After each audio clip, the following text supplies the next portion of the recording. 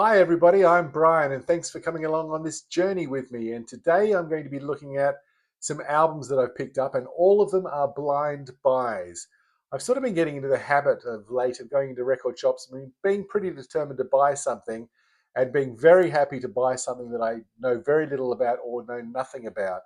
And so I found it a little bit more economical, that's for sure. And I haven't felt that I've been filling up my record collection with albums that I've got to have, but I may never play because I've heard them so many times in the past. So that is what this video is about. 10 albums that I've blind bought, and all from between $5 Australian to $20 Australian.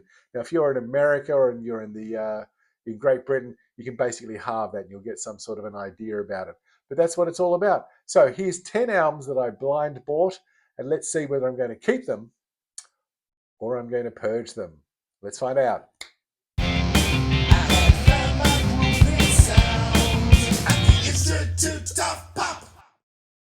Let's go back to 1970 with Chairman of the Board and their album In Session. Now for $10, how can you go wrong with this? We've got a flautist, we've got a maracarist, maracarinas, or whatever it is. We've got a kung fuist, we've got percussionists, we've got singers, we've got this cool dude here in his yellow filter looking absolutely smooth. And on the back, that sort of psychedelic soul sort of design feature continues. And it wasn't until I got it home that I realized there were a couple of warning signs. Track 4, side 1, a copy of The 12th of Never. Now, I used to hear this every Sunday morning when I was growing up as a child living with my parents. It was by Johnny Mathis. Even hard to say that, Johnny Mathis. It left scars. And another song which has left scars would be Bridge Over Troubled Water by Simon and Garfunkel. Don't know that I need to hear another cover of that. Anyway, what's the good news? Well, the good news is there's some cool songs on here, some funky songs. Chairman of the Board, the titular track for the guys, opens the album, and that's got that sort of Temptations feel, fuzz guitar from the period, blues harp, and it also has a fake audience, which is giving the boys a lot of encouragement along the way. Pay to the Piper might have been the single. There's a sort of Sly and the Family Stone feel to that. And my favorite song is Hanging On to a Memory, which gives us vibes of psychedelic shack. I mean, it's drenched in reverb on the vocals. There's lots of fuzz guitar. Percussion is on really good on this. The only problem is I have to get through Bridge Over Troubled Water to get to it. Don't know how I feel about this album. This album, which is on the Invictus label, which I've never had before. So that's interesting. Don't know whether I'm going to keep or purge that one. I'm going to have to listen to those 3 tracks again. Moving on, 1973, a good year for Memphis Slim compilations, I believe. The blues is everywhere. Now, he's a great singer, great blues singer, great piano player. Should have just called him pianist, shouldn't I? Great piano player. And I got into him way back in the day listening to songs like Beer Drinking Woman and Strolling Through the Park. They're not on here, but I pretty much pick up anything by Memphis Slim. I love the slow burning blues of Jimmy Holden's We've Been Together Too Long, Junior Parker's Next Time You See Me, and Memphis's own composition, The Blues is Everywhere.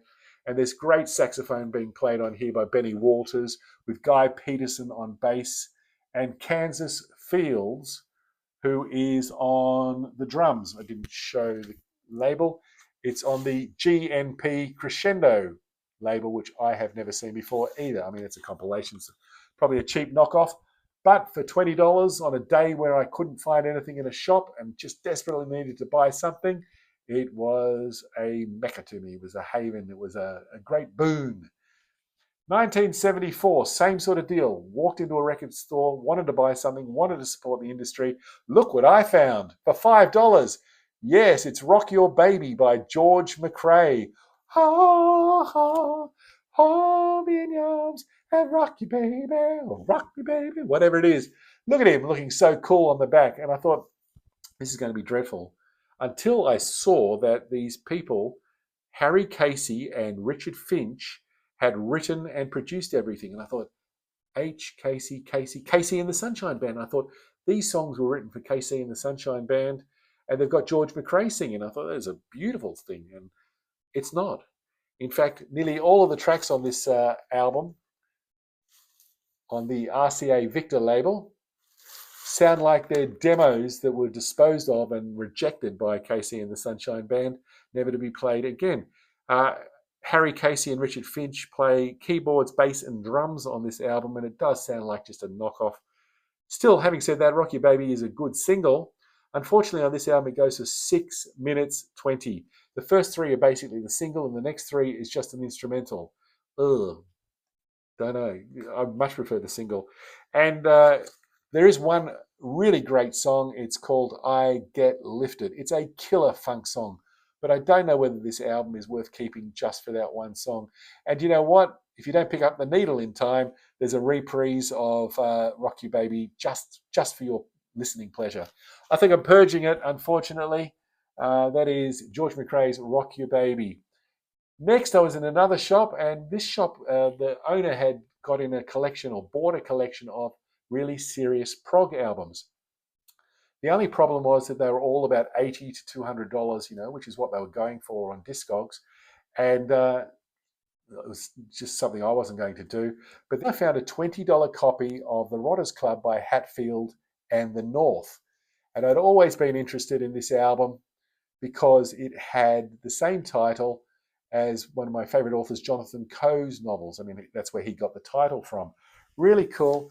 And it always surprises me because I'm expecting to pull this out and for it to be on the Island label, but it's on the Virgin label. And this is from 1975. So where do we go with this? Starts off, I've got a real delight. It starts off with Share It, which swings and it grooves, but then it's got a voice that's really familiar to me, and I didn't realize that Richard Sinclair from Caravan was involved in this. He's got this weirdest sort of rhythmical vocal style, which, it's an acquired taste, but I kind of got into it. And he keeps saying, please don't take this seriously. Well, it's not long before you have to start taking this seriously, because we have tunes like the Yes No interlude, and Fitter Stoker Has a Bath, which moves into some serious prog fusion sort of territory there. It's great playing. The bass, again by Richard Sinclair, is phenomenal, but it is wild and it is dark. And at this point I was thinking, if Frank Zappa recorded this and it had Frank Zappa's name on it, would I be listening to it? Would I be giving it a shot? I would be. And the side finishes with this ethereal, beautiful ballad called Didn't Matter Anyway.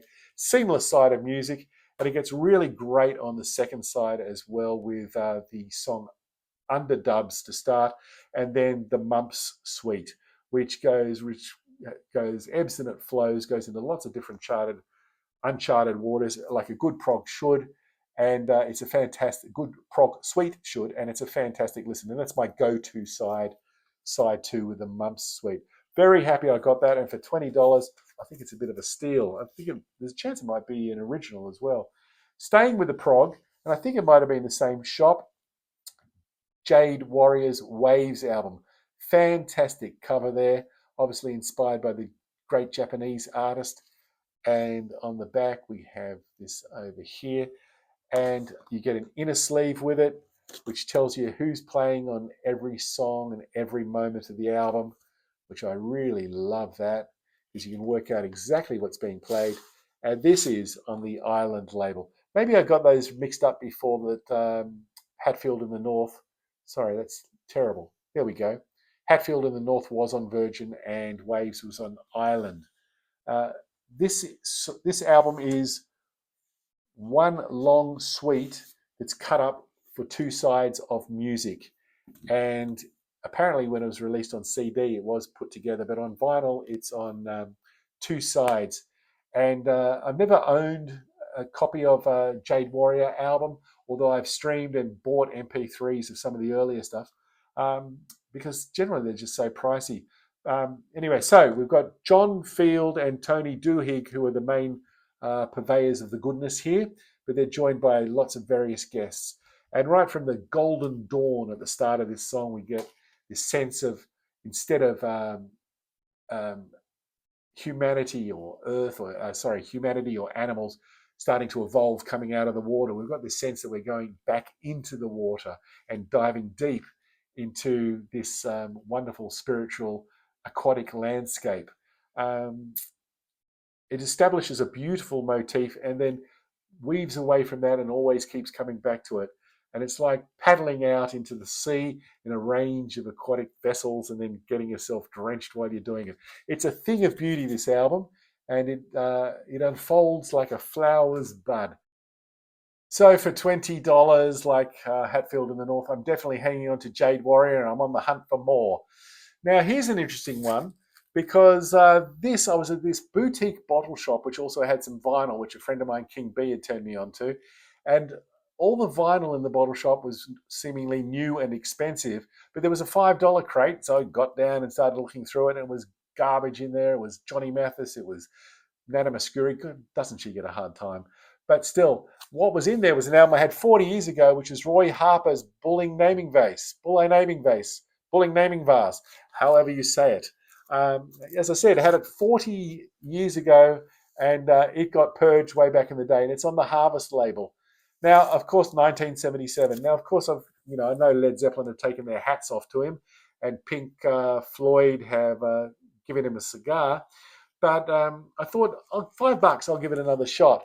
And I got home, put on side one, and I really didn't like it. And not because it's bad or anything like that. It's just not in my wheelhouse. It's very folky and whimsical and all that. And I just didn't get into it. And so I was about to get rid of it and purge it on my list. But I thought to myself, I don't know if I've listened to side two with the parts 2 to 10 of the one of those days in England suite. And so yesterday I put it on, and it's great. I was absolutely shocked. I mean, there are dark moments, light moments. No section ever goes on for too long. The boogie section does a bit, but it's also got this section which reminds me so much of Pink Floyd's Dogs. And I'm thinking 1977. I'm thinking, no, Pink Floyd were doing raving and drooling years before, if I've got my Pink Floyd history correct. So, but it's really interesting. Very cool overall. And if you've got any suggestions based on that of what Roy Harper album maybe I should listen to next, please put them in the comments. I was watching a video, next up, I was watching a video by Gav Axeman Spins. Hi, Gav. And I think he was going to a record fair, and he played this song during the intro. And I thought to myself, I either have this or I need to have it. And I've been looking out for this album, and the song was New Life, and it was off Depeche Mode's first album, Speak and Spell. And I have always avoided this album because of just can't get enough. Don't like the song. When it came out, I was like, ding, ding, ding, ding, ding, ding, ding, ding. Anyway, but New Life is absolutely incredible. Hold on for a revelation. I think Puppets is a great song to follow it. I love Boy Say Go. I love the minimalist keyboard breakdown in the middle of that, and the instrumental innovation of Photographic. It's incredible. Chiming Bells lead perfectly into, I should talk about Any Second Now, Voices, which is a beautiful ballad. And then we have these chiming bells that lead perfectly into dun, dun, dun, dun, dun, dun, dun, dun. And it's just, I just can't get enough. Works perfectly as the last song on this album. I can't believe the transformation of my thinking it had, just feeling it organically fit in with the rest of the album and sort of sum up the album. Really great. This is my first Depeche Mode album, and it won't be my last. I'm looking forward to getting some more here. So 1981, what did this cost me? $20, and it's on the Mute label. I'm doing really badly. I apologize. Whoops. Mute label. You know what it looks like. Depeche Mode. How cool is that? Going into 1986 now, and here's another one, I think $15 maybe, and it's Laurie Anderson's Home of the Brave, which is the soundtrack to the live show that she did, which amazingly is on YouTube.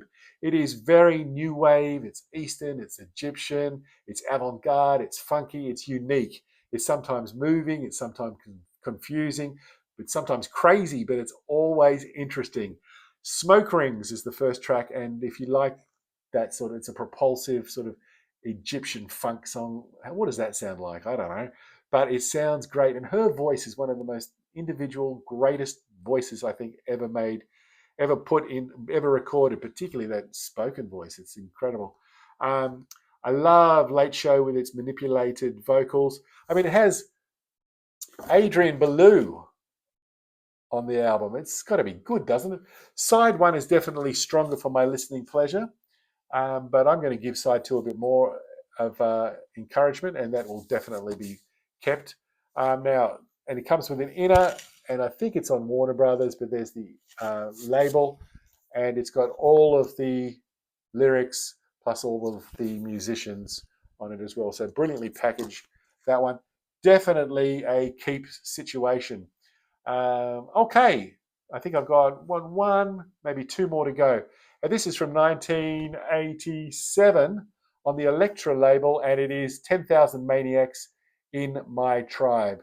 Now, I don't know that I've ever listened to the 10,000 Maniacs before, but I was aware of Natalie Marchant's solo album. I used to have that single, Carnival, by her, and I thought, this is surely going to be a little bit alternative, a little bit dark. Well, it's not really. It's very, very poppy, and it's beautifully put together. I'm sure there's lots of people who love this album. It's just not in my wheelhouse. It's not what I'm looking for when I come up to the plate. But it's melodic, jingle jangle all the way through, beautifully played, beautifully sung. But did I need a cover of Peace Train? I don't know. Inside cover, not inside cover. And the label, it's on that Elektra label as well. So this one's being purged, but in a nice way. It's actually going to go to King B, and he can get a lot of pleasure out of that. So, as I always say, if music of any size, shape, or form, or sound, or substance gives you pleasure, then I'm not going to argue with your opinion. And if you love that album, then that's fantastic. Last up, once again, I was in this record shop west of Sydney. I go there about once or twice a year, maybe just once a year. And the other day, I was in there for half an hour, and at one point, I had four records in my hands. I had Curtis Mayfield Live for $50, which I love that album. A Toast to Panama Red by Masters Apprentices, and that's Australian acid rock. And if you've never heard A Toast to Panama Red by the Masters Apprentices, I can highly recommend it to you. I also had the Yardbirds' Roger the Engineer album with Jeff Beck on it, and the fourth album I had was this for $20. Those were all a lot more expensive. For $20, this final album from an Australian band called Crash Politics from 1990. Now, I don't know why it happened. Maybe I was just being too cheap, but I walked out with Crash Politics and left everything else behind. Everything else was, a lot more expensive. And you know what? I'm really happy I did. Crash Politics is a strange band because they started in the early 80s, and they put out a mini album, which was definitely post-punk and indebted to The Cure. Then their first album, Mother's Finest, featured very much an indie rock sound, indie pub rock sound. And this one changes up immediately as well. And it's trying to sound like In Excess or Boom Crash Opera. Now, it's easy to understand why, because not only were they successful, but two of the guys from In Excess, Tim Farriss and Kirk Pengilly, produced some numbers on this album, which is called Kiss My Mind. They're a good sounding band. If you like In Excess, or you like Boom Crash Opera, definitely give them a shot. Here's the inner. It's got all of the, what am I doing? All of the lyrics on the inside, and it's on the Rue Art label.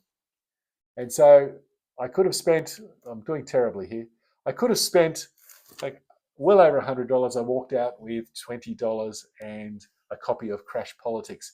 So there we go. Only a couple of purges that are going to be in here. Everything else is going to be kept.